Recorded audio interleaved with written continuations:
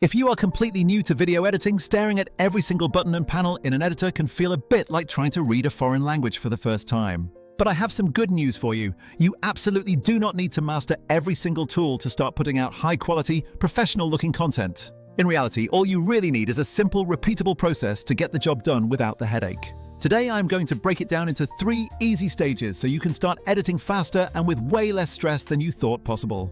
If you are new here, hey, I am Ben, and I have been cutting videos for 2 decades, and this is the fast, practical workflow I wish someone had handed me on day 1. First things first, you need to pick the right tools for the specific job you are trying to accomplish. For full control and zero cost, DaVinci Resolve remains my top recommendation for beginners who want a capable editor that can grow with their skills. It gives you everything from timeline editing to advanced color and audio tools without paying a single dime. That said, if your main goal is turning long-form videos into a steady stream of short clips for your socials, that is where a tool like Vizard really shines. Instead of spending hours manually scrubbing through footage to find the good bits, Vizard's auto-editing picks viral-ready moments and turns them into ready-to-post clips instantly. So my advice is this: use Resolve when you want hands-on control and polish, and use Vizard to rapidly create and schedule short, high-impact clips from your long-form videos. Before we even touch the edit, we must organize everything properly, because nothing saves time like having tidy media files. Make a simple project folder for your video, name it by date or topic, and put your raw clips, B-roll, and assets in clearly labeled subfolders. If your machine is a bit tight on storage, try editing from a fast external SSD. It is much faster and it keeps your main drive running smoothly. Whether you use Resolve, Vizard, or both, having neat folders makes everything easier when you eventually come back to a project a month later. Okay, the 3 stages you will go through on every single video are the rough cut, the fine cut, and the final cut. These 3 stages cover content selection, refinement, and final polish, so let's jump right in. For the rough cut, the goal here is ruthless. Remove all the fluff and get the story assembled as quickly as possible. If you are in Resolve, create a new project, set your timeline resolution to match your footage, and make sure to set your frame rate correctly. Import your clips into the media pool and drag them to the timeline, and if it asks to change the timeline frame rate to match the footage, just say yes. If you shot sound externally, drag that audio to the timeline and use waveform sync to line it up perfectly. But here is the trick. If you want the exact same result in a fraction of the time, try using Vizard's auto-editing features. Point it at the long recording and it will identify highlights, strong reaction moments, and punchy sound bites automatically. It creates a batch of short clips you can preview instantly, and while you still want to watch through and pick the best ones, this saves you an hour of scrubbing. The rough cut is basically just this. Get rid of the silence and bad takes, and keep the core lines that carry your main message. For a couple of timeline tips, whether you are in Resolve or doing manual tweaks after Vizard, use linked selection so cuts apply to both video and audio.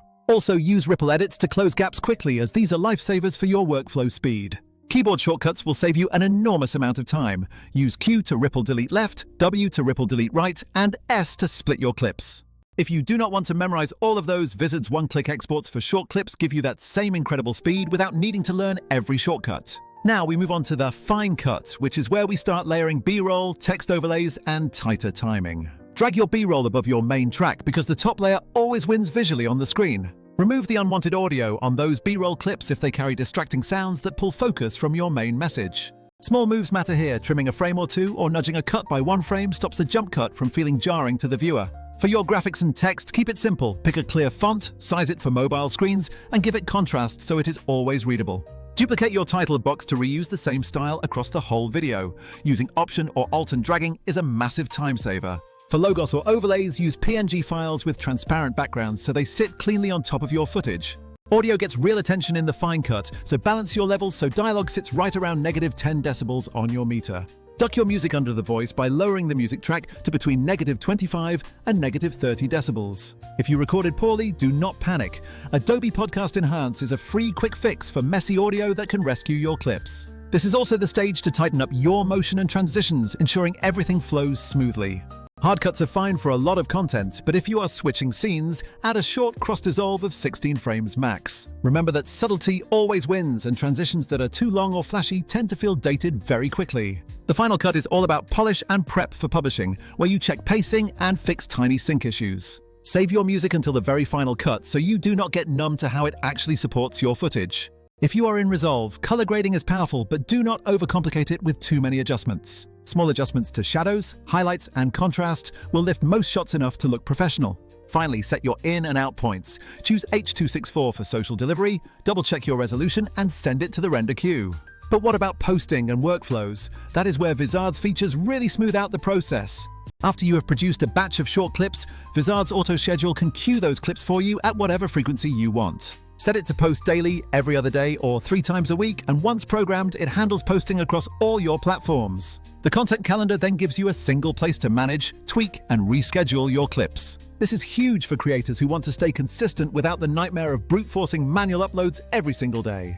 There are other tools out there, but some are expensive subscriptions that only do one thing: clip creation or scheduling, and not both. Vizard sits between those worlds. It isn't trying to replace your desktop editor, but it will dramatically cut the time you spend finding and posting your best moments. For many creators, combining both works best. Do the big picture editing in Resolve, let Vizard auto-generate clips, then use the calendar to stay active. Final tips: organize first, learn a handful of keyboard shortcuts, use Vizard for volume and scheduling, and keep your text simple. Don't forget to export the right resolution and codecs for the platform you are posting to, because quality matters. That is it, a 3-stage, realistic editing workflow that balances hands-on polish with smart automation.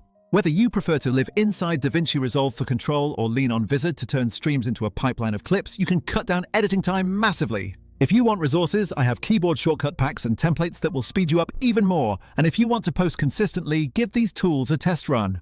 Once you lock in a workflow you like, you will be able to create and publish far faster than you ever thought possible. So go edit something great.